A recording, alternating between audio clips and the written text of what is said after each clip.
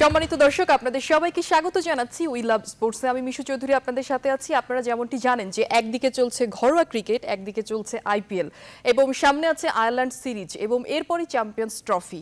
কি হতে যাচ্ছে এই সমসাময়িক ক্রিকেটের বিষয় নিয়ে আলাপ চারিতা করব এবং আমার ডান পাশে আছে নাসিমুল হাসান দোদুল, স্পোর্টস এডিটর এনটিভি, এবং সেই সাথে আছেন এহসানুল হক সিজান, বাংলাদেশ জাতীয় দলের সাবেক ক্রিকেটার। এবং দর্শক, আপনারাও আমাদের সাথে ফোনে অংশগ্রহণ করতে পারেন, জানাতে পারেন ক্রিকেট নিয়ে আপনার ভাবনার কথা।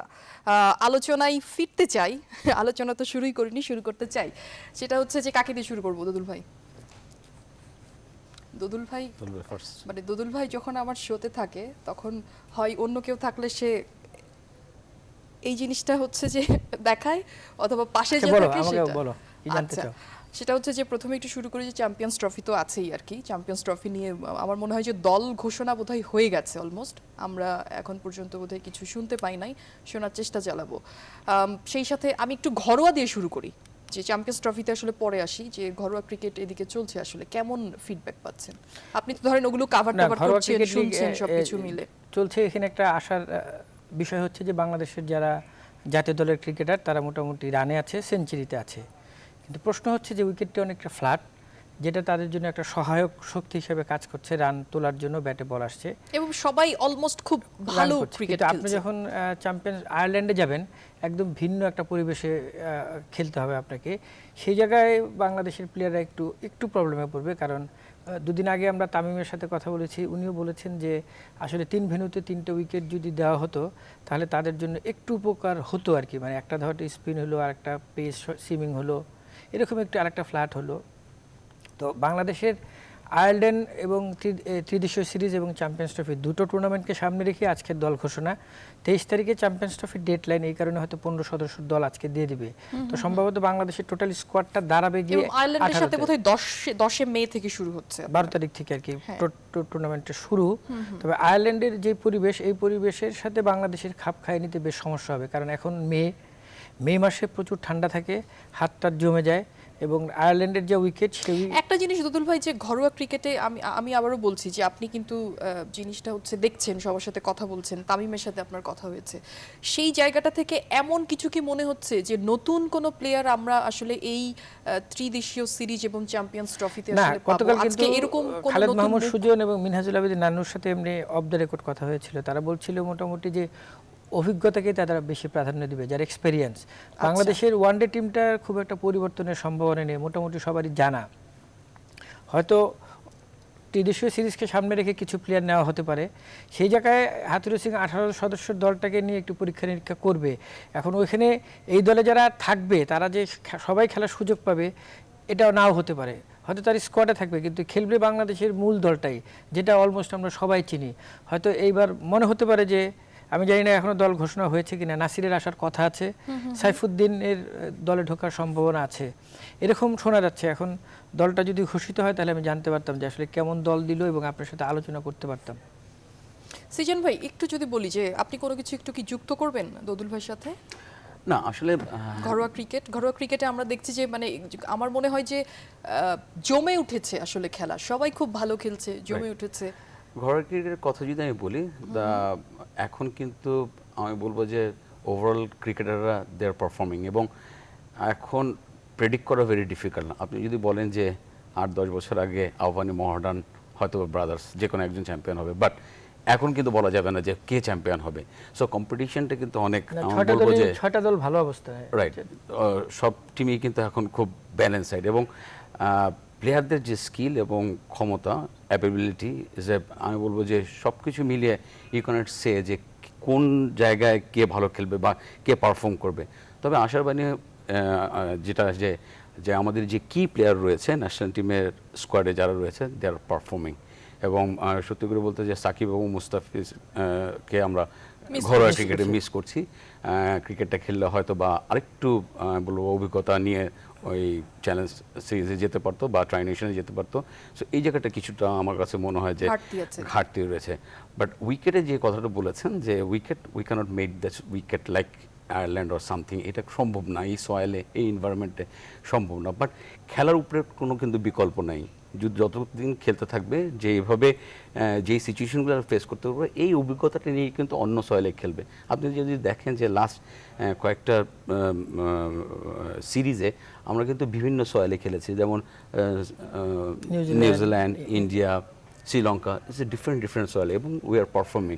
আমাদের অ্যাবিলিটি সম্বন্ধে কোনো দ্বিমত নেই যে ওরা বিভিন্ন সয়েলে যে কীভাবে কোপ করতে পারে, বাট যেহেতু আমাদের এত কিছু সুজন ফ্যাসিলিটিস ভাই, নাই, আমি যেটা এর জন্য বলছিলাম যে চ্যাম্পিয়ন্স ট্রফি এবং আয়ারল্যান্ড সিরিজ, এই দুটো সিরিজ নিয়ে আসলে দল ঘোষণা হচ্ছে এবং সেখানে আমাদের সহকর্মী দর্শক, সেখানে আমাদের সহকর্মী নাজমুস সাকিব আছে। আমরা সরাসরি চলে যাচ্ছি মিরপুর স্টেডিয়ামে।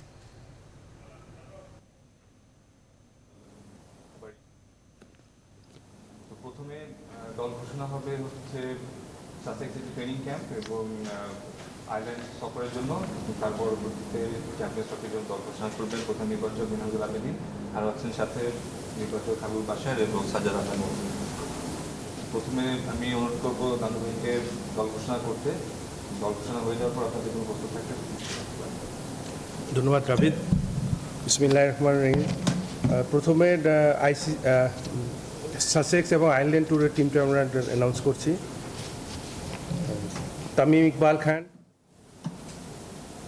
ইমরুল কায়েস, সৌম্য সরকার, সাকিব আল হাসান, মুশফিকুর রহিম, মোহাম্মদ মাহমুদুল্লাহ, শাব্বির রহমান রোমন, মুসাদ্দেক হোসেন সৈকত, মেহেদি হাসান মিরাজ, সঞ্জামুল ইসলাম, মাশরাফি বিন মুর্তজা, মুস্তাফিজুর রহমান, তাসকিন আহমেদ, মোহাম্মদ রুবেল হোসেন, মোহাম্মদ শফিউল ইসলাম, নুরুল হাসান সোহান, মোহাম্মদ নাসির হোসেন, সুভাশিস রয়। এই 18 জন আপনার সাসেক্স এবং আয়ারল্যান্ড ট্যুরের জন্যে। ঠিক আছে, গেট ইট? ঠিক আছে। দেন আইসিসি চ্যাম্পিয়ন্স ট্রফির জন্য আমাদের একটা 25 তারিখের মধ্যে টিম দেওয়ার একটা ডেট আইসিসি দিয়ে দিয়েছে। তো যার কারণে যেহেতু আমাদের দল আগেই চলে যাচ্ছে, এই জন্যে আমাদের আগের দল ঘোষণা করে দিতে হচ্ছে। তো আমি নামগুলো পড়ে শোনাচ্ছি 15 জনের। এটা 15 member squad. Tamim Iqbal Khan, Imrul Kayes, Soumya Sarkar, Shakib Al Hasan, Mohammad Mushfiqur Rahim, Mohammad Mahmudullah, Sabbir Rahman Roman, Mosaddek Hossain Saikat, Mehedi Hasan Miraz, Sanjamul Islam, Mashrafe Bin Mortaza, Mustafizur Rahman, Taskin Ahmed, Rubel Hossain and Shafiul Islam. Stand by হিসাবে আছে নুরুল হাসান সোহান, মোহাম্মদ নাসির হোসেন, সুভাশিস রয়, মোহাম্মদ সাইফুদ্দিন।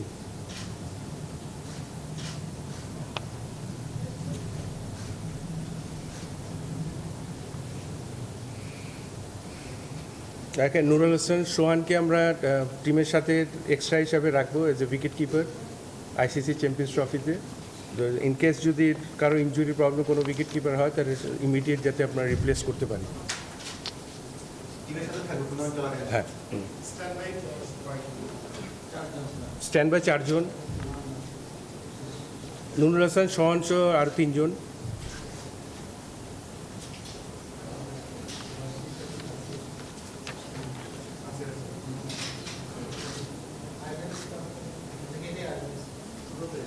ওখান থেকে সাসেক্স থেকে আমরা যাওয়ার সময় আয়ারল্যান্ড স্কোয়াডটা দিয়ে দিই। হ্যাঁ, 18 জনই, এই 18। কারণ যেহেতু একটা ম্যাচ খেলার আগে 15 জন স্কোয়াড করা হবে, তো তখন অ্যানাউন্স করবে।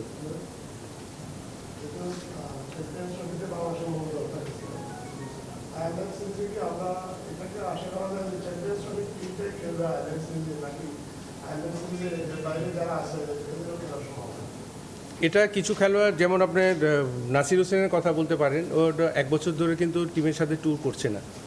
তো সেই হিসাবে আমরা কিন্তু ওকে একটা প্রসেসের মধ্যে আমরা এনেছি, যেহেতু ও ইমাজিন কাপে যথেষ্ট ভালো খেলেছে, ডোমেস্টিক ক্রিকেট ভালো খেলছে, তো সেহেতু একটা সিস্টেমের মধ্যে আনার জন্য, যেহেতু আমাদের এই টিমের এখন ওকে দিতে পারছে, যেহেতু আমাদের একটা প্রস্তুতি ক্যাম্প আছে সাসেক্সের মধ্যে, তারপর আয়ারল্যান্ড সফর, তো এটার মধ্যে আমরা মনে করি যে ওকে আবার ইউজ টু করাও দরকার। আর এই কন্ডিশনে আমাদের অনেক প্লেয়ার এখনও ক্রিকেট খেলেনি, তো এই কন্ডিশনের সাথে ইউজ টু হওয়া, কিন্তু সামনে আমাদের অনেকগুলি এভে সিরিজও আছে, সাউথ আফ্রিকায় একটা বড় সিরিজ আছে, তো কিছু খেলোয়াড়কে তৈরি করা আমাদের দরকার, সেই হিসাবে 18 জন নিয়ে যাওয়া।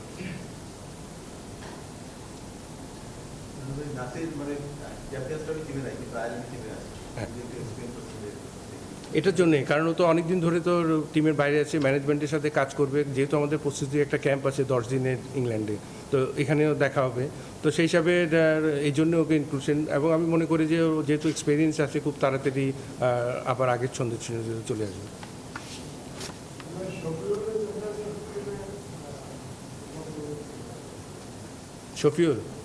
শফিউলকে অবশ্য, ও তো আমাদের লাস্ট বিপিএলে ইনজুরিতে না পড়লে তো আমাদের অনেকগুলি সিরিজের মধ্যে থাকতো, তারপরে ওর ম্যানেজমেন্ট থেকে কিছু নেগেটিভ ইয়েও ছিল যে ব্যাক টু ব্যাক ম্যাচ খেলার জন্য ডিফিকাল্ট হয়ে যায়, যেহেতু শ্রীলঙ্কাতে আমরা ওকে দিইনি যে কন্ডিশনের জন্য, কারণ শ্রীলঙ্কা যথেষ্ট গরম ছিল এবং ওখানে ব্যাক টু ব্যাক ম্যাচ খেলার জন্য ডিফিকাল্ট হয়ে যেত, যেহেতু এখন ওর ফিটনেস লেভেল সব কিছু দেখলাম যে সব ঠিক আছে, তো যেহেতু ঠান্ডাতে আমরা কন্ডিশনে খেলবো, তো সেই হিসাবে আমরা মনে করি যে ওর ব্যাক টু ব্যাক ম্যাচ খেলার যে একটা কমপ্লেন আছে, এটা ইনশাআল্লাহ আমরা কাটিয়ে উঠতে পারবো।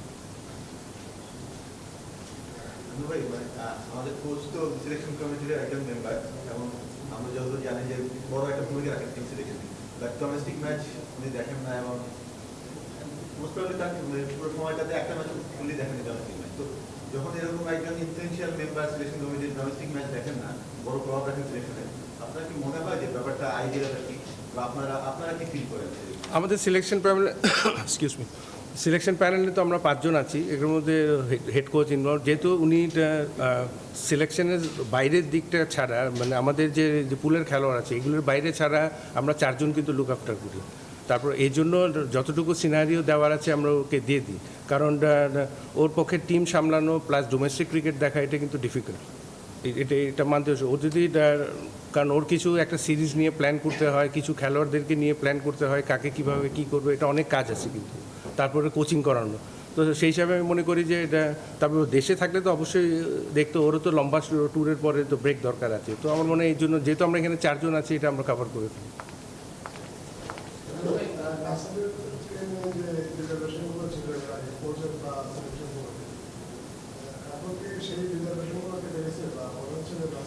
না, এখানে রিজার্ভেশনের কিছু না, এটা এখানে একই প্লেসে কিন্তু আপনার 3টা খেলোয়াড় আগে ছিল ওই জায়গাটায়, যেহেতু আপনার সাব্বির রহমান, মুসাদ্দিক হোসেন, সৈকত মাহমুদুল্লাহ এই 3 জনের পরে কিন্তু নাসির হোসেন, তারপরে এটা এখন যেহেতু সাব্বির হোসেনকে যে প্রমোট করা আছে নাম্বার 3 যেহেতু কিন্তু আপ অর্ডারে ব্যাটিং করছে, সেই কারণে এখানে কিন্তু একটা জায়গা খালি হচ্ছে, তো সেই হিসাবে এই কম্পিটিশন, এই 3 জনের মধ্যে কিন্তু কম্পিটিশন হবে নাম্বার 7, নাম্বার 6 কে খেলবে, তো সেই হিসাবে ওকে তো আমাদের এখন তৈরি করতে হবে। এখন ডোমেস্টিক ক্রিকেট খেলার ইন্টারন্যাশনালের মধ্যে অনেক ডিফারেন্স আছে, তো সেই হিসাবে ওকে যদি পুরোপুরি প্রিপেয়ার না করে একটা ছেলেকে নিয়ে গিয়ে হুট করে খেলানো তো অনেক ডিফিকাল্ট হয়ে যায়।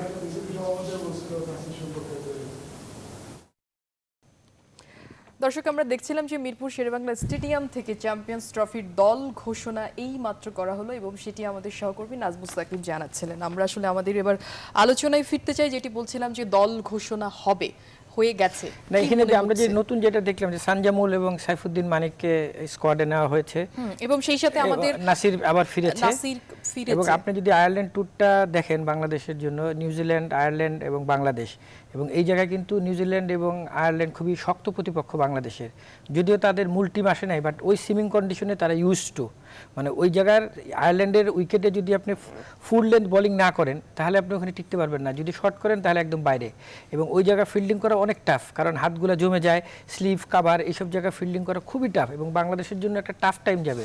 সুতরাং সিলেক্টররা যে 18 সদস্যের দলটা দিয়েছে এটা খুবই ভালো, কারণ ওখান থেকে অপশনগুলো থাকবে আপনার প্লেয়ার বাছাই করার জন্য।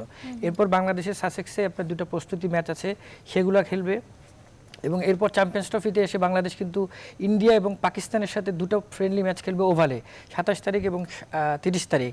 এখানে আমি দেখলাম যে রুবেল হোসেন এবং শফিউল ইনক্লুডিং হয়েছে, যেহেতু এরা দুজনই সুইং বোলার, এদের সাথে যদি মুস্তাফিজ স্ট্যাক হয় এবং তাসকিন, তাহলে কিন্তু বাংলাদেশের pace unit is very good খুবই ভালো একটা শক্তিশালী এবং পেস আমি যতটুকু শুনেছি, আপনি আমার সাথে একটু অ্যাড করবেন বিষয়টা জেনে আর কি, সেটা হচ্ছে যে ওখানকার যে উইকেটটা সেটা আসলে খুবই সুইং নির্ভর আসলে। কোথাকার মানে চ্যাম্পিয়ন্স ট্রফি না আয়ারল্যান্ড? আমি বলছি আয়ারল্যান্ডের কথা। না না, আমি তো হ্যাঁ, সেটা বললাম যে আয়ারল্যান্ডের সেটাই বলছি। উইকেটে আমরা যেটা দেখেছি, আয়ারল্যান্ডের মাঠ ছোট, কিন্তু উইকেটগুলোতে পেসাররা যদি ফুল লেন্থ বোলিং না করে তাহলে কিন্তু আপনি সুইং পাবেন না। একদম ডেলিভারিগুলো করতে হবে নিয়ন্ত্রণ রেখে।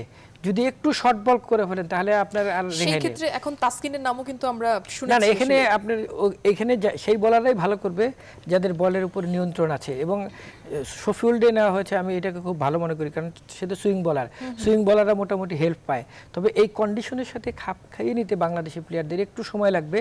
সেই জিনিসটা যদি তারা অ্যাডপ্ট করতে পারে তাহলে আমার মনে হয় যে বাংলাদেশ এই টুর্নামেন্টে ভালো কিছু একটা করতে পারে। এবং চ্যাম্পিয়ন্স ট্রফিতেও বাংলাদেশের ভালো করার সম্ভাবনা আছে, যদি ইন্ডিয়া এবং পাকিস্তানের প্রস্তুতি ম্যাচটার উপরে নির্ভর করবে ফার্স্ট ম্যাচটা তারা আসলে কিভাবে কি করতে। সিজন ভাই, একটু আপনার কাছে আসি যে আমার মনে হয় যে ঘরোয়া লিগ যেহেতু হচ্ছে, সেখানে ন্যাশনাল টিমের প্লেয়ারদের আসলে যাদের নাম এখানে বলা হয়েছে এইমাত্র, তারা কিন্তু সাকিব এবং মোস্তাফিজ বাদে সবাই কিন্তু একটা প্র্যাকটিসের মধ্যেই আছে। সেই জায়গাটা থেকে আমার মনে হয় যে প্রস্তুতি কিন্তু মাশাআল্লাহ খুব ভালো। আপনার কাছে কি মনে হচ্ছে যে কতটা উনি বলছেন যে খাপ খাইতে আসলে একটু কষ্ট হবে? প্রস্তুতি বলতে বোঝায় যে আমি যদি টুর্নামেন্ট খেলে যাই তাহলে কিন্তু আমি একটা খেলার মধ্যে থাকি, খেলার মধ্যে আছে। তারপরও এটাও একটা ডিমেরিটস থাকতে পারে যদি আমি অন্যভাবে চিন্তা করি যে ন্যাশনাল টিমের প্লেয়াররা কিন্তু লাস্ট জানুয়ারি থেকে কন্টিনিউয়াস কিন্তু ক্রিকেট খেলে আসছে। সো বিভিন্ন কন্ডিশনে খেলা কিন্তু একটু যে জিনিসটা একটু ব্যাক অফ মাইন্ডে কিন্তু একটু টায়ার্ডনেস আসে। তারপর আমি বলবো যে খেলার মধ্যে যেহেতু থাকছে, সেখানে একটা কন্ডিশন কোপ করা কোনো ব্যাপার না মানে কি আমরা দেখে আসছি যে নিউজিল্যান্ডে সুন্দর একটা অ্যাডজাস্ট করেছে, বা শ্রীলঙ্কার উইকেটে খুব ভালো ক্রিকেট খেলে আসে। সো কনফিডেন্স লেভেল অনেক ভালো। সো এইখানে অ্যাডজাস্ট করার মতো তেমন কিছু নেই। সবচেয়ে ভালো যে জিনিসটা যে টিমটা হয়েছে 5টা পেসার, এবং 5জন পেসারই কিন্তু সুইং বলার। আপনি যদি দেখেন মাশরাফি, সুহান, তাসকিন, সুভাশিস, শফিউল, এরা কিন্তু সবাই সুইং বলার। এবং এই স্কোয়াডটাই আমার কাছে মনে হয় যে এই পেস যে ব্রাঞ্চটা রয়েছে এটাই কিন্তু যাওয়া উচিত ছিল, এবং দে আর পারফর্মিং ঢাকা লিগে। এবং যেই জিনিসটা হলো যে যখন পারফর্ম করে যায় প্লেয়াররা, তখন কিন্তু অন্যান্য কন্ডিশনের সাথে কোপ করা খুব ইজি হয়। সো আর দে আর ভেরি সেন্সিবল। আমি বলবো যে এক্সপেরিয়েন্স বলার। এখন যদি কিন্তু মে মাস, মানে জুলাই আগস্ট কিন্তু ওখানে সামার, সুতরাং মে মাসে আয়ারল্যান্ডে বৃষ্টি এবং ঠান্ডা দুইটা একসাথে থাকে। এই জায়গাটা অ্যাডজাস্ট করতে একটু সমস্যাই হয় যে কোনো প্লেয়ারের। না, এটা আসলে ঠিক। এখানে অ্যাডজাস্ট কি, একটা ওয়েদার থেকে অন্য ওয়েদার যাওয়া এবং ব্রিজ অনেক বেশি। সো এই দুইটা কন্ডিশন কিন্তু প্রবলেম ফেস করে। আমরা যে শ্রীলঙ্কা মাত্র শেষ করলাম, শ্রীলঙ্কার আয়ারল্যান্ডের বাংলাদেশের চেয়ে গরম কিন্তু ওখানে শ্রীলঙ্কার আয়ারল্যান্ডের ওয়েদার আলাদা। যারা স্লিপ ফিল্ডিং করে, আমি তো বললাম যে হাতগুলো জমে যায়, মানে ওদিকে হিলগুলোর থেকে বাতাসগুলো, ওদের তো এপ্রিল মেতে বরফগুলো গলে বাতাসের সাথে আসে, তখন একটা প্লেয়ারের উইকেটের টাফনেস হয়। আপনি যদি বাংলাদেশের 99-এর ডাবলিনের ম্যাচটা দেখেন তাহলে আপনি স্মরণ করতে পারবেন যে কী পরিমাণ বাতাস ছিল ওই ম্যাচটাতে। এবং বাংলাদেশের ম্যাচ কিন্তু ডাবলিনে আছে এবং বেলফাস্টও আছে। সুতরাং ওই ওয়েদারটা আপনি যদি বাংলাদেশের সামারে যদি অস্ট্রেলিয়াকে আনেন, তাদের অবস্থা যেরকম হয়। একটা ফোন আছে, সেটা নিতে চাই। দর্শক এই মুহূর্তে কে আছেন সাথে, আপনার নাম বলে প্রশ্নটি করুন। আপু, আমি রানা, ব্রাহ্মণবাড়িয়া সরেন থেকে। জি, ব্রাহ্মণবাড়িয়া থেকে রানা, বলুন। আপু প্রথমত আমরা এখানে 4-5 জন আছি, প্রোগ্রামটা দেখতেছি, আমরা খুবই খুশি হয়েছি যে রুবেল ভাইয়ের যে সংযোজনটা, বুঝছেন। আর আরেকটা ব্যাপার জানতে চাইছিলাম যে নিয়মিত একাদশে চ্যাম্পিয়ন্স ট্রফিতে নাসির ভাইকে রাখা হয়েছে কিনা। ওয়াও, নাসিরকে ডাকা হয়েছে না? আপনার খুশি না সবাই? একটা চিৎকার দেন সবাই। অবশ্যই আপু, আমাকে দেখতে পাচ্ছেন কিনা দেখেন, টিভি সামনে হাত নাড়াচ্ছি সবাই। রুবেল ভাই সবাই আপনাদের সবাইকে অনেক ধন্যবাদ। দর্শক, ছোট্ট একটা বিরতিতে যাচ্ছি, বিরতির পর এসে আসলে নাসিরকে নিয়ে আমরা স্পেশালি কথা বলতে চাই, সাথেই থাকুন।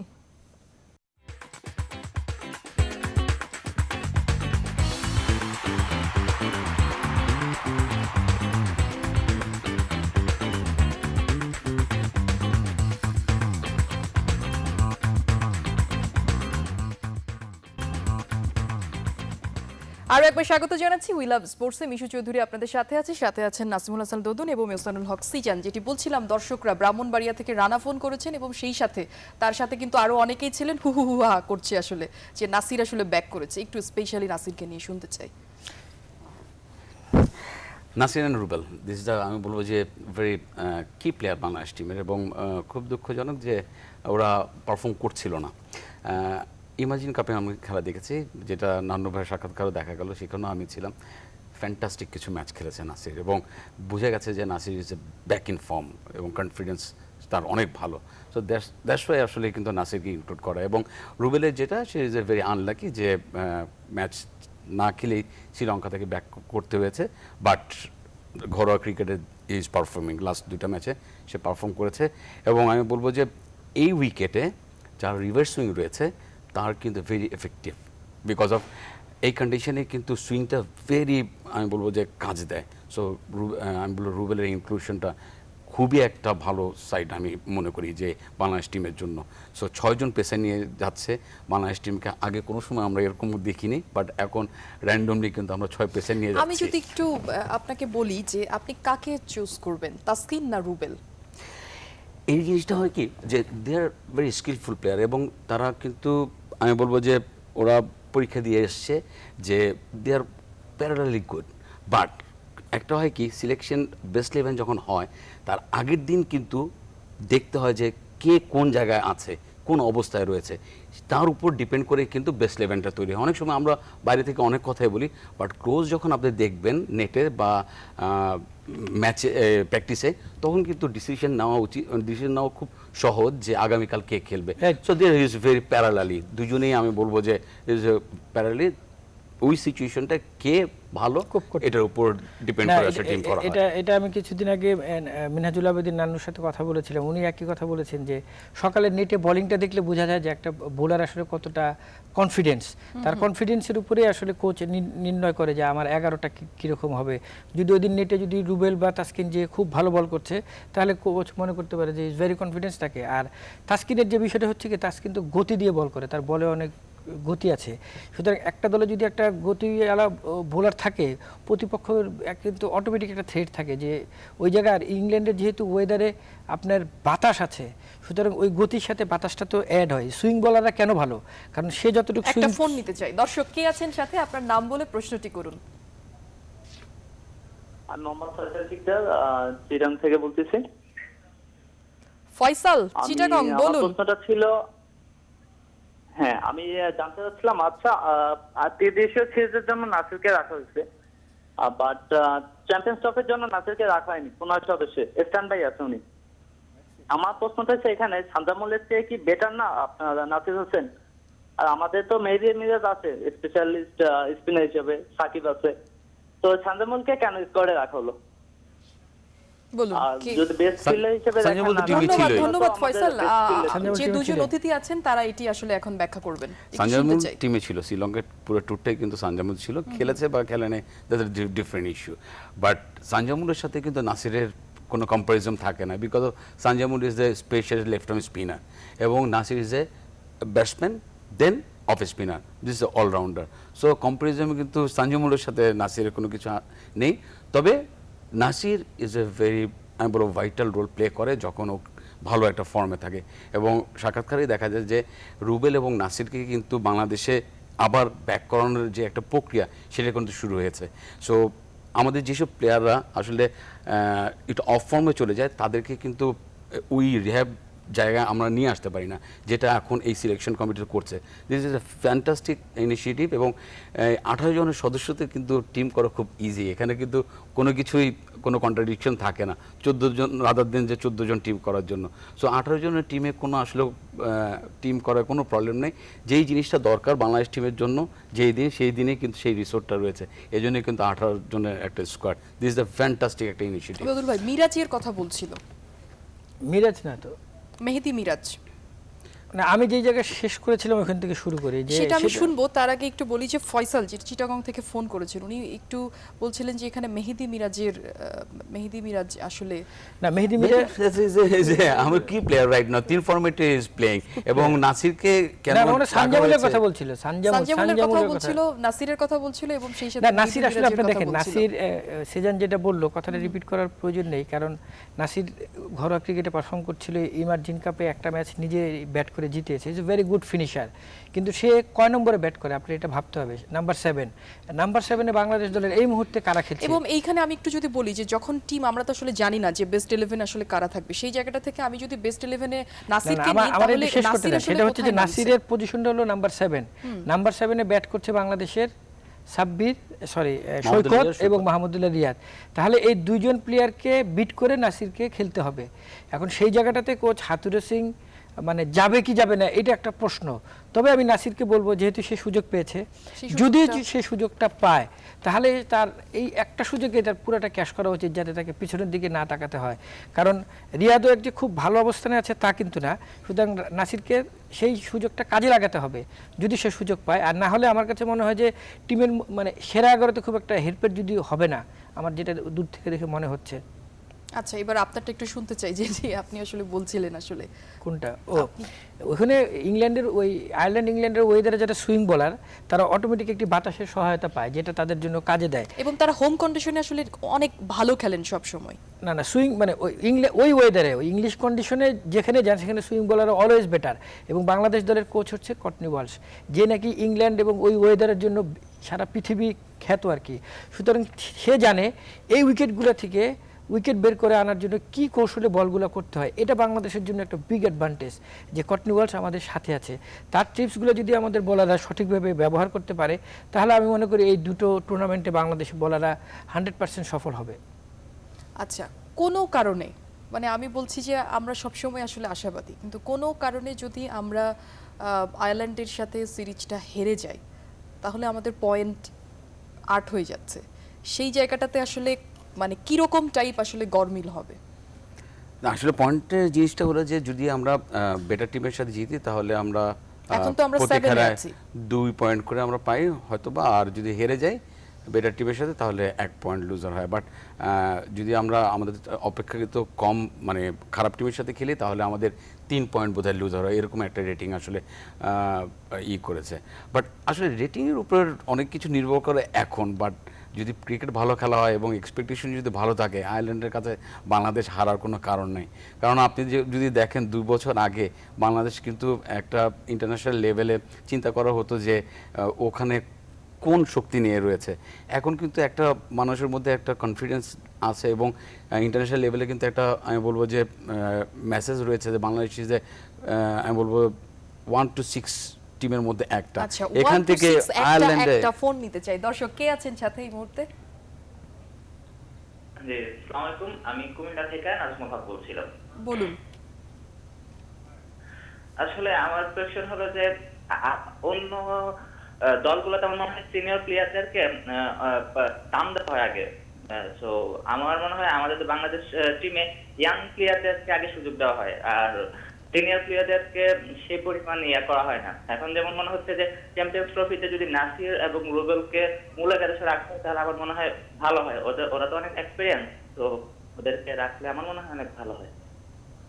ধন্যবাদ আপনাকে। নিশ্চয়ই আমার সিনিয়র প্লেয়ারদের আমরা দেখেছি যে সিনিয়র প্লেয়ারদের আসলে অনেক তাড়াতাড়ি টিম থেকে বাদ দেওয়া হয়। বাট এখন কিন্তু আপনি দেখেন সিনিয়র প্লেয়ারদের কিন্তু আবার রিহ্যাব করে আবার কিন্তু ওদের পারফর্ম করে আনছে। জিনিসটা আমি বলবো যে একটা ক্রিকেট স্ট্রাকচারের পিছে ইনফ্রাস্ট্রাকচারের পিছে খুব বড় একটা অবদান থাকে।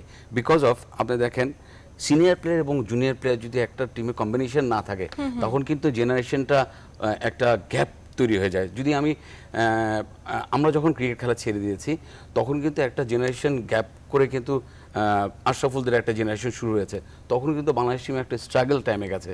কিন্তু এখন যে জিনিসটা হচ্ছে সিনিয়র প্লেয়ারদের কিন্তু টিমে রাখার জন্য একটা ভালো পদক্ষেপ নিয়েছে এবং এই জিনিসটাই দরকার। কারণ সিনিয়র প্লেয়ারদের থেকে কিন্তু জুনিয়র প্লেয়ারদের অনেক কিছু শেখার আছে, অনেক ইনফরমেশন কিন্তু এক্সচেঞ্জ হয় এবং যারা সিনিয়র হয়ে যাবে আস্তে আস্তে রিটায়ার্ড করে যাবে আবার জুনিয়র প্লেয়ার কিন্তু আস্তে আস্তে সিনিয়র হবে। এইভাবে যদি চলতে থাকে তাহলে আপনি দেখবেন যে ক্রিকেট কোনো সময় বিলুপ্ত হবে না, ক্রিকেট বাংলাদেশে এগিয়ে যাবে। বাট খুব তাড়াতাড়ি যদি সিনিয়র প্লেয়ারদের সরিয়ে ফেলা হয় তখন কিন্তু ওইখান থেকে খুব একটা ভালো রেজাল্ট আসে না। ট্রানজিশন পিরিয়ডে দোদুল ভাই একটু শুনতে চাই যে এই যে বলছে আর কি, উনি ছিলেন নাজমুল কুমিল্লা থেকে আসলে, তো সিনিয়রদের সেজন ভাই তো বলেছেনই, আমি একটু আপনার কাছ থেকে শুনতে চাই যে সিনিয়ররা যখন খেলা ছেড়ে দেন আসলে তাদেরকে যেইভাবে মূল্যায়ন করা উচিত এই বাংলাদেশের মাটিতে, বাংলাদেশের ক্রিকেটের পেছনে অনেক সিনিয়রের প্লেয়ারদের আসলে অবদানের কথা শেষ নেই, কিন্তু তাদেরকে যেইভাবে আমাদের মূল্যায়ন করা উচিত আমরা কি সেইভাবে আসলে করি সেই মূল্যায়নটা বা করছি? এখানে এখনো একটু যদি বলি পেশাদারিত্বের ঘাটতি আছে। আপনি একটা জিনিস দেখবেন যে যে কোনো যদি 96-এর শ্রীলঙ্কা টিমের চ্যাম্পিয়ন দলটাকে যদি দেখেন যে রানাতুঙ্গা, অর্জুন ডিসিলভা, গুরু সিংহে, হাসান তিলকারত্নে, মাহানামা, এদের সাথে কিন্তু একটা নিউক্লিয়াস জেনারেশন ছিল। সনাত জয়সুরিয়া, কালু ভিতারানা, ধর্মসেনা, একটা জেনারেশন ছিল, মুরলীধরন, 5টা প্লেয়ার কিন্তু একবারে ইয়াং, চামিন্দা ভাস, একটা ইয়াং গ্রুপ, একটা সিনিয়র গ্রুপ। বাংলাদেশের বর্তমান দলটি কিন্তু সেরকম 5টা কোর প্লেয়ারের বাইরে কিন্তু অলমোস্ট সবাই মোটামুটি তরুণ এবং তারা পারফর্ম করছে সবাই। মেহেদি মিরাজ পারফর্ম করছে, আপনার সৈকত পারফর্ম করছে, সাইফুদ্দিন মানিক যতটুকু খেলুক ভালো বল করেছে, এই যে তার গুড ফিউচার একজন অলরাউন্ডার হিসেবে হয়ে ওঠার, যে কারণে তিনি বাংলাদেশ দলে। তো সুতরাং সিনিয়র আর জুনিয়রের কম্বিনেশনটা হোক, এটা তো সবাই চায়। তবে আমি একটা জিনিস মনে করি, সেটা হচ্ছে যে আন্ডার 19 থেকে সরাসরি জাতীয় দলের যে নেওয়াটা, এই প্রক্রিয়াটার সাথে আমি এক না। আমি নির্বাচকদের সামনে রেখে বলছি যে এটা হওয়া উচিত কি এ দল থেকে নেওয়া উচিত, মানে এই দলটা যদি দেশের বাইরে পারফর্ম করে তাহলে বোঝা যাচ্ছে যে একটা ছেলে পারফরমেন্সের ভেতরে আছে, সেখান থেকে আপনি জাতীয় দলে নিলে সে কোঅপ করতে খুব অসুবিধা হবে না। কিন্তু সরাসরি আন্ডার 19 থেকে একটা ছেলেকে আনলে তাকে কিন্তু সময় দিতে হবে, সেখানে তার কেরিয়ার শেষও হয়ে যেতে পারে আর সে ভালোও করতে পারে। যেমন আপনি লিখনকে দেখেন, লিখন কিন্তু আজকে বাংলাদেশ টিমে নাই, কোথায়? সুতরাং এই যে সানজামুল বলেন, মিরাজ বলেন, সৈকত বলেন, এরা হয়তো তাদের কপাল ভালো যে তারা ক্লিক করেছে, যদি ক্লিক না করে তাহলে হয়তো তারা হারিয়ে যাবে। এই কারণেই বলছি যে এই দল থেকে যদি আসে, এই দলের থেকে আসাটা ভালো, তার আপনি পরিণত একটা ক্রিকেটার পাবেন। মানে ক্রিকেট তো শুধু ইটস এ মাইন্ড গেম, মানে মাঠে খেলতে হবে আপনাকে বুদ্ধি দিয়ে, সেই জায়গাটা সে যাতে সেই খেলাটা খেলতে পারে এই কাজটা করা উচিত। এবং হাতুরু সিংয়ের কোচ সেই প্লেয়ারটাকেই দাম দেয় যে প্লেয়ারটা মাঠে নেমে ঠিক মানে ওই প্রয়োজনের মুহূর্তে সে সঠিক কাজটা করতে পারছে কিনা, তার স্কিল বিবেচনাটা এই জায়গায়, যে কারণে সে প্রিভিয়াস ভালো খেলেছে কি সে ভালো, এই জায়গাটা কিন্তু গুরুত্ব দেয় না। যেটা সেজন মেনশন করছিল বারবার, যে নেটের আগের দিন একটা প্লেয়ার কি করছে না করছে তার কার্যক্রমের উপরে তাকে সেই জায়গাতে রাখা হচ্ছে। এই জায়গাটাতে কিন্তু আমরা বিবেচনায় নেই, আমরা কিন্তু নাম বা ফেমের উপরে বলছি ও নাই কেন, ও নাই কেন, ও নাই কেন, কিন্তু বাট আগের দিন তার পারফরমেন্সটা কতটা ইভ্যালুয়েট করছে কোচ, সেই জায়গাটা কিন্তু আমাদের সূক্ষ্ম বিষয়। সেই জায়গাটা ভেবে দেখা উচিত যে সে আসলে ইনফর্ম কিনা, মানে সে আগামীকালকের ম্যাচের জন্য তৈরি কিনা। মানে আপনি হয়তো আগামী খেলতেছেন, আপনার আগামী ম্যাচটার জন্য আপনি ফিট না, তাহলে কিন্তু আপনি সেরা একাদশে থাকবেন না, সেই জায়গায় অন্য একটা প্লেয়ারই থাকবে। বাট এই জিনিসটা তো গণমাধ্যমে আসবে না, কোথাও আসবে না, আপনি হয়তো দেখে বলবেন যে সে নাই কেন। এটা আসলে কোচ, টিম ম্যানেজমেন্ট তাদের ব্যাপারে। এই এত দূর থেকে আমরা আসলে ওইভাবে বলতে পারবো না। একটা ফোন আছে, নিতে চাই। দর্শক কে আছেন সাথে? আপনার নাম বলুন এবং কোথা থেকে বলছেন? জি, আমি হোসেন চট্টগ্রাম থেকে বলছি। বলুন। আমার একটা মানে পরামর্শের মতো আপনার ওই ইমরুল কায়েসের জায়গায় শাহরিয়ার নাম বিজয় দলে রাখা যায় না? ধন্যবাদ আপনাকে, অতিথিদের কাছে ধন্যবাদ আপনাকে। উনি যেটা বলছেন যে ইমরুল কায়েস এবং শাহরিয়ার নাফিসকে আসলে রাখা যায় কিনা। ইমরুল কায়েস, শাহরিয়ার নাফিস, মমিনুল সবাই তো জাতীয় দলের ভালো প্লেয়ার, বাট এরা দেখেন এতদিন আমরা আপনার এই অনুষ্ঠানে যখনই আসতাম খালি বলতো নাসির হোসেন, নাসির হোসেন। আমি কিন্তু সেটাই বলছিলাম যে প্রক্রিয়ার ভিতরে নির্বাচকরা কি বিবেচনা করছে এটার উত্তর সে দিতে পারবে। তবে এই দল নির্বাচন নিয়ে আমি কিছু কথা বলতে চেয়েছিলাম, যেহেতু নির্বাচক সামনে তাই বললাম না। তবে কি প্রক্রিয়ায় ওদেরকে নিয়োগ করা এটা উনি বলুক। আচ্ছা, কি প্রক্রিয়ায় নিয়োগ করা হয় সেটি আমি শুনবো, তার আগে একটা বিরতিতে যেতে চাই। দর্শক, ছোট্ট একটা বিরতিতে যাচ্ছি, সাথেই থাকেন, ফিরছি খুব শীঘ্রই।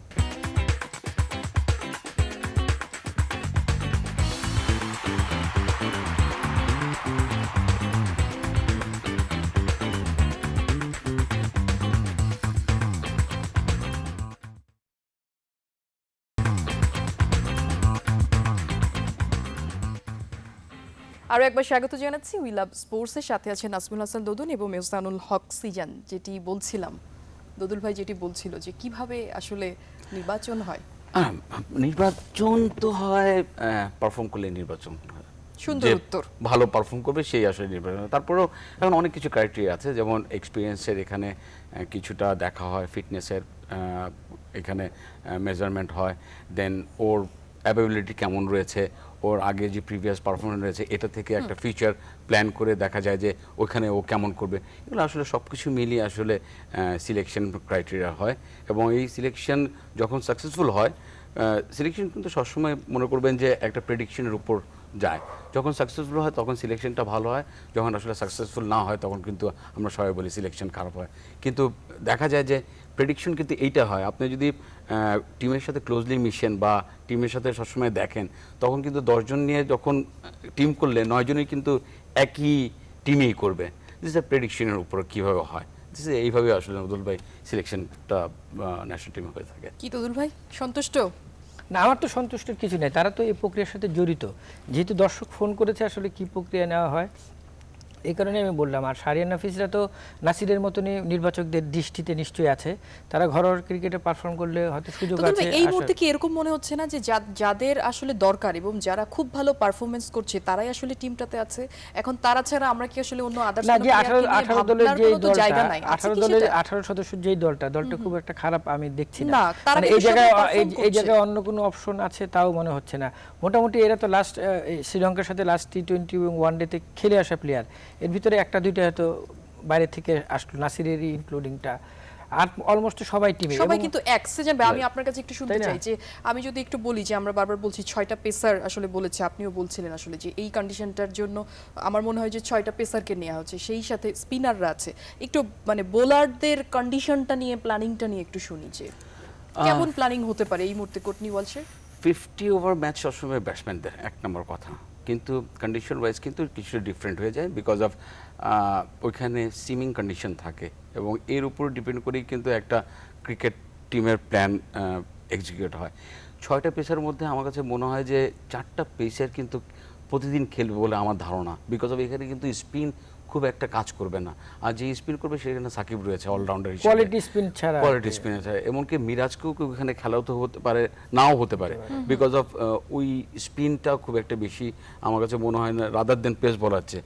সো 6টা পেস বলার নিয়ে যাওয়া ইজ আমি বলবো যে খুব ভালো একটা ডিসিশন, বিকজ অফ 4টা পেসার যদি খেলে 2জন স্ট্যান্ড বাই থাকবে, সেই 2জন আবার পরের ম্যাচ খেলবে, বিকজ অফ মানে এক্সস্ট হওয়ার একটা অনেকগুলো খেলা ওখানে, ট্রাই নেশনের পরে আবার চ্যাম্পিয়ন্স ট্রফি খেলতে যাবে, কিছুটা রেস্ট দিয়ে কিন্তু টিমগুলোর খেলাবে। এবং যেই 6জন পেসার গেছে দেখবেন যে তারা কিন্তু জোরেও বোলিং করে এবং তাদের মধ্যে সুইংও রয়েছে। তুমি যদি দেখো রুবেল, তাসকিন, মুস্তাফিজ, শফিউল, রাইট, 2জন সুইং, 2জন সবাই সুইং বলার মোটামুটি, এবং জোরের উপরে সুইং করে ক্যাপ্টেন এবং যেটা হলো রুবেল এবং সুহাস, তারা কিন্তু পুরান বলে কিন্তু আমি বলবো যে দে আর ভেরি, আমি বলবো যে ভিতর বল করার মতো একটা ক্ষমতা রাখে। সো 6টা পেসার নিয়ে যাওয়া ইজ এ ফ্যান্টাস্টিক একটা ডিসিশন, এবং 4টা পেসার যদি খেলে অবাক হওয়ার কিছু নেই। 4টা পেসারের ভিতরে আপনি ধরেন মাশরাফি, মুস্তাফিজ, তাসকিন, 3টা প্লেয়ার তো আপনার কনফার্ম। এখানে তো এই জায়গাতে আর হাত নেই, এখানে একটা প্লেয়ার আসবে কি বাইরে থেকে, ইভেন সাইফুদ্দিন আর ইভেন সুহাশিস আর ইভেন শফিউল, যে কোনো একটা। এগুলো নির্ভর করবে যে সাসেক্সের ফ্রেন্ডলি ম্যাচ, আয়ারল্যান্ড ট্যুর, এইগুলোর থেকে ওরা ঘাটবে।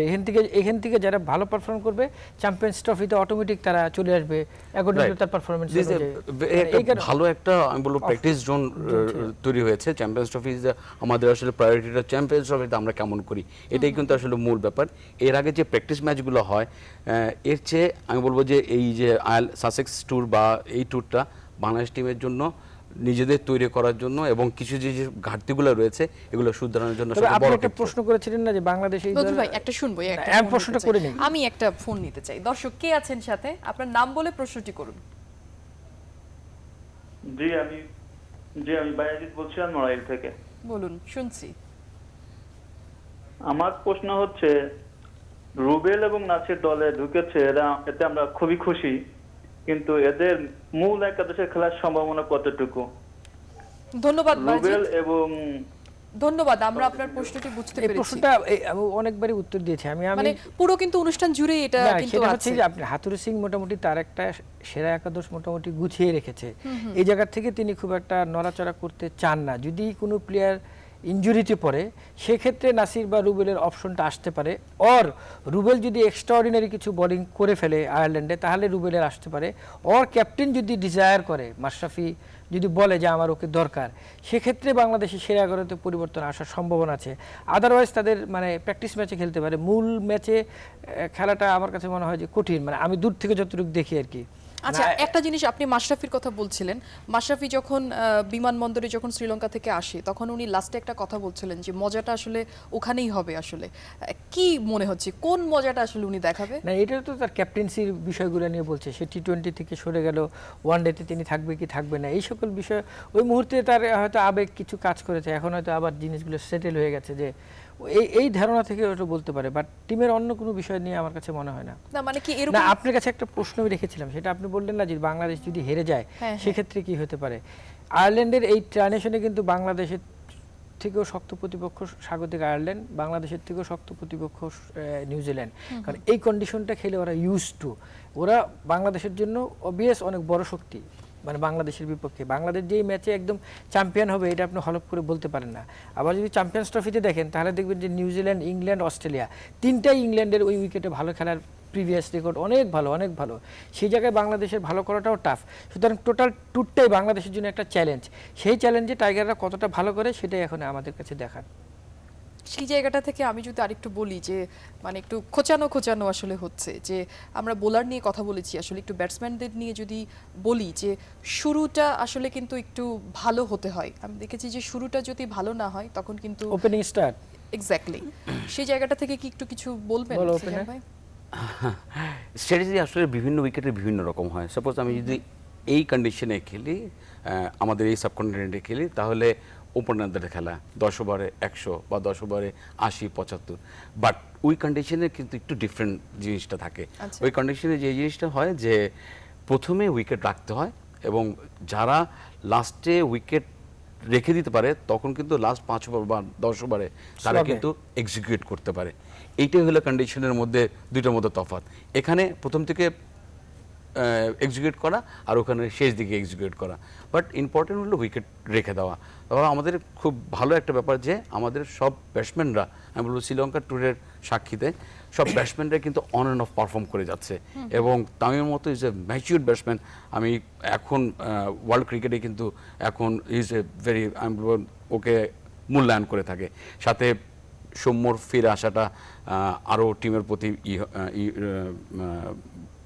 মানে শক্তি যোগ আপনার। করেছে। সাব্বিরের যেভাবে ব্যাটিং করছে, এবং মনে হয় না যে আমাদের বাংলাদেশি ব্যাটসম্যান, হয়তো মনে হচ্ছে যে অস্ট্রেলিয়ান বা সাউথ আফ্রিকান ব্যাটসম্যান, তার ক্যাটাগরি ইজ ডিফারেন্ট, বাংলাদেশের বিরাট কোহলি টাইপের আর কি। দেন যে সাকিব, মুশফিক, দেন মোহাম্মদ আলী রিয়াদ, সাথে আমি বলবো সৈকতের যে ভেরি গুড পারফরম্যান্স। ভেরি মানে প্রমিজিং প্লেয়ার, এবং এখন সৈকতের ব্যাটিং দেখলে মনে হয় যে ও 100 থেকে 150 ওয়ানডে খেলে ফেলেছে এরকম। একটা ফোন সবকিছু মিলিয়ে। দর্শক কে আছেন সাথে? হ্যালো, খুলনা থেকে সাব্বির বলতেছিলাম। জি, খুলনা থেকে সাব্বির, বলুন। হ্যাঁ, আমার প্রশ্নটা হচ্ছে যদি মোসাদ্দেক বা মিরাজ তো ভালো খেলতেছে, মোসাদ্দেক ভালো খেলতেছে, এদের যদি 3-4 নম্বরে ব্যাটিং এর সুযোগ দেওয়া হইতো তাহলে হয়তো এরা আর একটু ভালো করতে পারতো। ধন্যবাদ আপনাকে। তারা যদি 3 অথবা 4-এ যদি নামতো তাহলে বোধহয়। আমার খুব ওদিন কথার কথা একটা মজার কথা হয়ে আসছে যে হয়তোবা মিরাজ এবং মোসাদ্দেক বলবে 5 বছর পরে, আমি নাম্বার 4-5 ব্যাটিং করতে পারলাম না বিকজ অফ ওখানে মুশফিক এবং সাকিব ভাইয়া রয়েছে। সো এইটা কিন্তু আমাদের একটা খুব মজার একটা স্মৃতি যে এত ভালো পারফর্ম করেও ওদের 6 সাথে ব্যাটিং করতে হচ্ছে না। কিন্তু এখানে আরেকটা সেজনের সাথে আমি একটা জায়গায় দ্বিমত পোষণ করি। এই কারণে শুনেন, আমরা তো সব প্লেয়ারকে দেখে মনে করি যে এরে 4-এ খেলানো উচিত, কিন্তু ওই প্লেয়ারটা কি আসলে 4-এ খেলার জন্য প্রস্তুত কিনা, সে খেলতে চায় কিনা। আপনি হয়তো শুনলে অবাক হবেন যে বাংলাদেশের অনেক প্লেয়ার আছে যারা 3-এ খেলতে ভয় পায়। আমাদের এই 11 জনের প্লেয়ারই 3-এ নামতে একটু ভয় করে, কারণ 3-এ তো নতুন বল থাকে। যদি বলটা পূরণ হয় তাহলে 4-5-6 তো ইজি খেলা যায়, 3-এ খেলতে চায় না। সুতরাং ওই রকম গার্ডসি প্লেয়ারেরও একটু অভাব আছে আর কি। বিষয় কিন্তু সব দিক থেকে, আমি আপনি চাইলে তো হবে না, মানে তারা কতটা চায় সেই জিনিসটা তো আমরা কখনো কোয়ারি করেন না যে আসলে আমি যে বলছি ও 3-এ খেলবে, ও 3-এ খেলতে আগ্রহী কিনা। সে হয়তো একটা পজিশন ধরে রেখেছে, 5-ই আমি ফিট, সে 4-এ খেলবে না, সেক্ষেত্রে তো আপনি কিছু করতে পারবেন না। আরেকটা জিনিস বলি যে ওভালে 2004 সালের চ্যাম্পিয়ন্স ট্রফির ফাইনালটা আমি দেখেছিলাম। ওভালের উইকেটে যারা পরে ব্যাট করে তাদের জয়ের সম্ভাবনা বেশি থাকে। It's totally batting wicket. এবং যারা পরে ওয়েস্ট ইন্ডিজ, ইংল্যান্ড প্রথমে ব্যাট করেছে এবং দিন শেষে কিন্তু মানে ম্যাচটা জিতলো ওয়েস্ট ইন্ডিজ এবং বোঝাও যায়নি। সুতরাং বা এইবারের চ্যাম্পিয়ন্স ট্রফিতে প্রচুর রান উঠবে ব্যাটসম্যানদের, যেটা সেজন বললো যে এটা ব্যাটসম্যানদেরই গেম। ব্যাটসম্যানরা যদি ভালো করতে পারে এবং বল আসে এরকম হাইট অনুযায়ী, সুতরাং ওপেনিং স্টার্টে যদি আপনি তাড়াহুড়া করতে যান তাহলে উইকেট দিয়ে আসবেন। আর যদি প্রথম 5টা ওভার দেখে শুনে খেলেন, এরপর যদি যান তাহলে হয়তো আপনার স্কোর বোর্ডে বড় একটা পুঁজির সম্ভাবনা এবং স্লকটাকে যদি সঠিকভাবে ব্যবহার করতে পারেন, সেক্ষেত্রে বাংলাদেশের সৌম্য তামিম দুজনই মানে ওই উইকেটের জন্য একদম আদর্শ ব্যাটসম্যান বলা যায়, কারণ তাদের সাইড স্ট্রোকটা খুব ভালো। Even is true, this is true. না, খুব সুন্দর একটা প্রশ্ন। এটা আমারও সবসময় মনে হয় যে সৈকত এবং মিরাজ, আমি আসলে ছোটবেলা থেকে দেখে আসছি আন্ডার 14 থেকে, তারা এত ভালো ব্যাটিং করেও নাম্বার 4-5 ব্যাটিং করতে পারছে না বা 3-4 ব্যাটিং করতে পারছে না বিকজ অফ ওখানে মুশফিক এবং সাকিবের মতো ব্যাটসম্যান রয়েছে। তাহলে কি বোঝা যায় যে ওদের চেয়েও ওরা ভালো বেটার ব্যাটসম্যান বা এক্সপিরিয়েন্স ব্যাটসম্যান। নিশ্চয়ই তাদের যে ক্যাপাবিলিটি, সৈকত এবং মিরাজ তারা 5-6 বছর পরে হয়তো বা 8-10 বছর পরে হয়তো বা নাম্বার 4-5 করতে পারবে, বাট এই সময়টা করতে পারছে না দেখে এটা কিন্তু আমাদের জন্য ভালো। এবং সেই সময় আরো অনেক প্লেয়ার আসবে যারা হচ্ছে তাদের জায়গাটাতে খেলবে। একটু আপনাদের পুরো যে আমরা কথা বলেছি আসলে চ্যাম্পিয়ন্স ট্রফি এবং ত্রিদেশীয় সিরিজ নিয়ে, সেখানে কিন্তু একটা স্ট্র্যাটেজি কিন্তু মোটামুটি পেয়েছি। তারপরও একটু ছোট্ট করে আপনাদের দুজনের কাছে আসলে শুনতে চাই যে কি আসলে হতে পারে। চ্যালেঞ্জ ট্রফির আগে যেই ট্রাইনেশন টুর্নামেন্টটা রয়েছে, এখানে যদি ভালো পারফর্ম করতে পারে কনফিডেন্স লেভেল অনেক হাই হবে। এই কনফিডেন্স নিয়ে চ্যালেঞ্জ ট্রফি যাবে এবং ওখানে একটা ভালো ক্রিকেট উপহার দিবে এবং বেটার ক্রিকেট খেললে আমি বলবো যে বাংলাদেশ একটা ভালো একটা রেজাল্ট নিয়ে আসবে। Same thing happen. আমি চ্যাম্পিয়ন্স ট্রফির বাংলাদেশের যেই এক্সপিরিয়েন্সটা হবে সেটাই কাজে আসবে আপনার চ্যাম্পিয়ন্স ট্রফিতে, আয়ারল্যান্ডের সিরিজে। এই সিরিজটা বাংলাদেশের জন্য খুবই গুরুত্বপূর্ণ। এখানে যদি পজিটিভ কোনো রেজাল্ট আসে এটার ইম্প্যাক্টটা পড়বে এখানে। এবং বাংলাদেশের যে দুটো ম্যাচ 27 এবং 30, যেটা ভারত পাকিস্তান, এই দুইটা ম্যাচের পরে তো আপনি চ্যাম্পিয়ন্স ট্রফির 3টা ম্যাচ খেলবেন অস্ট্রেলিয়া, ইংল্যান্ড এবং নিউজিল্যান্ডের সাথে। এবং তাদের অ্যাকর্ডিং টু তাদের শক্তি, বাংলাদেশের শক্তির খুব পার্থক্য এখন ওয়ানডে ক্রিকেটে ওইভাবে কম্পেয়ার করা হয় না। বাংলাদেশের প্লেয়ারদের যে মেধা আছে, সামর্থ্য আছে, তারা যদি তাদের ওই সামর্থ্যটা সঠিকভাবে ব্যবহার করতে পারে তাহলে দেখবেন যে 2015-এর মতো চ্যাম্পিয়ন্স ট্রফিতেও বিশ্বকাপের মতো আমরা ভালো ফলাফল বই আনেন ইনশাআল্লাহ। আপনাদের দুজনকেই ধন্যবাদ। দর্শক, এই ছিল আমাদের। আমরা চলে যাব পরবর্তী সংবাদে। তবে উই লাভ স্পোর্টস শনি থেকে বৃহস্পতিবার ঠিক সকাল 11টা থেকে 12টা পর্যন্ত দেখানো হয়। আপনারা এতক্ষণ সাথে ছিলেন, সবাইকে ধন্যবাদ।